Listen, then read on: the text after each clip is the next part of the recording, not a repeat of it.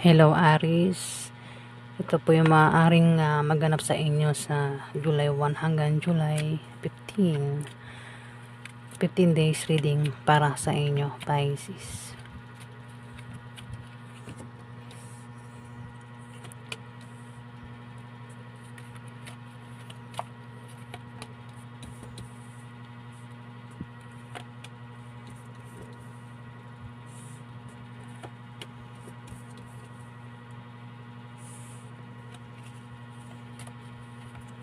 Magician, may magician dito, Aris. Meron itong oh. Pwedeng ikaw rin yan kasi kung di man ikaw yan, may Libra, Aquarius, Gemini dito. Magician.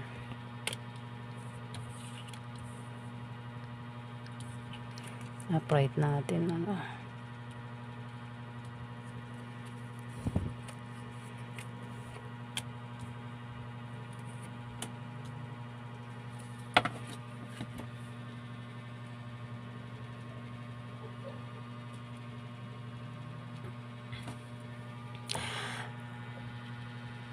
meron kang pagmamagic na gagawin, Aris. Pwedeng patungkol ito sa negosyo mo, trabaho mo, sa pinaghihirapan mo pagdating sa pera. O maaaring ito ay plano na matagal nyo nang binubuo ng karelasyon mo, Aris. Pwedeng ang karelasyon mo ay Libra, Aquarius, Gemini ang zodiac sign. Malakas yung attraction, attraction. Pwede magkaroon ng romansa sa inyo sa 15 days ng taong ito, Aris, itong karelasyon mo.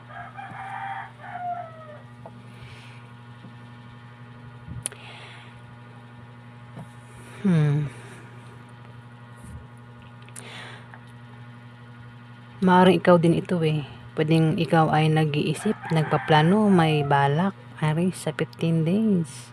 Gagamitan mo ito ng pagmamagic, katalinuhan, lakas, paraan para makamit mo ang kagustuhan mo. Mangyari ang gusto mo mangyari, Aris.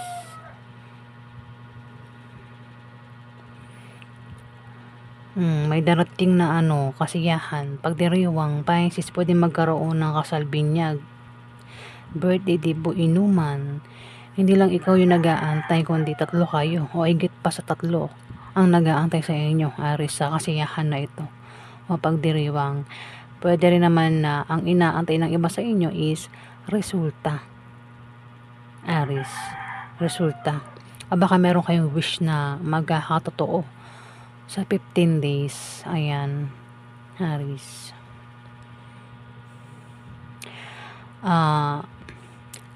May gagaling din sa sakit. Kung sino man ito may sakit, pwedeng ikaw, hindi man ikaw, kilala mo ang may sakit na ito, nagagaling sa 15 days, Aris. May uuwi, may aalis, may magpapaalam, pwede rin na may darating na hindi mo inaasahan sa 15 days, Aris. Pwedeng ikaw, hindi man ikaw, pwedeng isang taong napalayo sa'yo. Isang tao na pwedeng nakaaway mo, nakasamaan mo ng loob. O maaaring ito ay tao na matagal nang napahiwalay sa'yo, Aris. At maaaring magkita kayo sa 15 days na yan. Isang taong umalis. O isang taong nilayuan mo. Ikaw mismo umalis sa kanya, Aris. Niwasan mo. Baka nag-away kayo nito. Pwede ma-miss mo siya, Aris. Kung aalis ang taong ito, pwede ma-miss mo. Pwede rin na may darating na bisita, Bisita kasi magkakaroon daw ng pagdiriwang kasiyahan, Aris. Pwedeng bisita, Bisita, isang taong matagal na napalayo. Matagal na hindi mo nakita na mga ilang taon, ilang buwan. At sa 15 days na maaaring makita mo. Tao man yan o hayop, na napalayo sa'yo.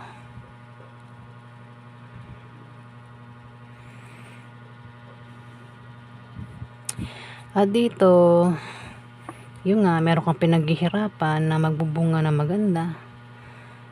Kumbaga kung meron kang invest, kayong dalawa ng karelasyon mo, meron daw kayong invest o ipon na makikita mo. Marami na kayong ipon. Kung invest ito, malaki na itong pera mo sa ininvest mo, no? Kung meron kayong negosyo at itong negosyo nyo ay malago, Aris, o lalago sa 15 days. Pwede rin na kayong dalawa ay may binubuong plano ng karelasyon mo na mangyayari itong plano mo o kagustuhan yung dalawa, Aris. Pwede rin na magkaroon ng romansa, baka may mabuntis, ano, Aris. Pwedeng ikaw o itong karelasyon mo. Ayan na. Kung sino man sa inyo yung babae, yan yung mabubuntis, Aris. Malakas yung attraction, akit na akit, puging-pugi. Gandang-ganda sa inyong karelasyon, Aris.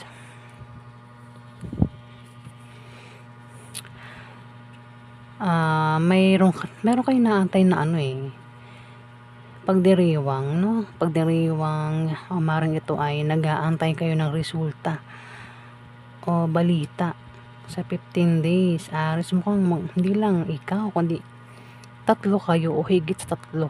Higit sa tatlo ang nag-aantay sa paparating na ito, Aris. At mukhang maganda naman daw itong resulta at balita na ito. Ikaw ito, sa kang babaeng Aris. Pero kung hindi ikaw ito, pwedeng kilala mo ito.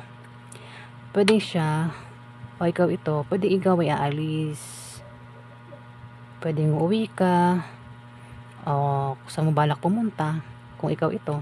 Kung di man ikaw ito, kilala mo siya, pwedeng siya ay aalis o uwi sa 15 days na yan, Aris. Magta-travel, baka meron siyang pupuntahan sa 15 days, Aris. At nakikita ko sa pag-alis niya, ayun nga, merong maring makipagkita, ikaw o siya, Aris, makipagkita.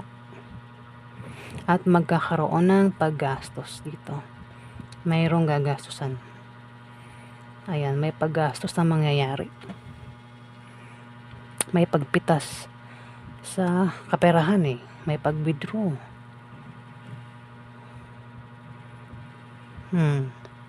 Mukhang ikaw, Aris, may paggastos, ano. Ikaw yung klase ng Aris na kung hindi man ikaw ito, kilala mo siya. Pero kung ikaw ito, Aris, ikaw yung klase ng tao na marami ka ng naipundar. Meron ka kumbaga wala kang problema sa pera, Aris. Ayan ang itong mga bilog-bilog pentacles yan, mga pera yan. Meron ka, kumbaga kung ikaw ay may pagkakagastusan, pipitas ka na lang dyan ilalabas mo lang itong pera mo, Aris, para gumastos, diba? Hindi gaya ng iba na kapag may gustong bilihin, walang makuhang pera. Ikaw meron. Ikaw yung klase ng Aris na may pera dito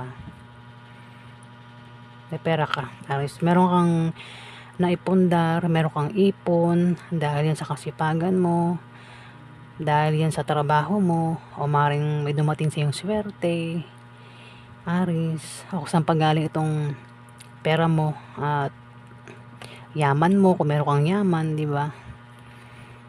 O kung ano man yan. Kumbaga pwedeng iba sa inyo ay walang may kaya sa buhay, kaya parang walang problema sa pera, Aris, ang iba sa inyo. Pwede rin kung meron kang kikitain nga, pwedeng mabahagian mo siya ng pera, ano, kasi may pagpitas talaga ng pera dito Aris. Ayan yung ganap sa inyo, Aris, sa July 1 hanggang July 15. Maraming salamat po.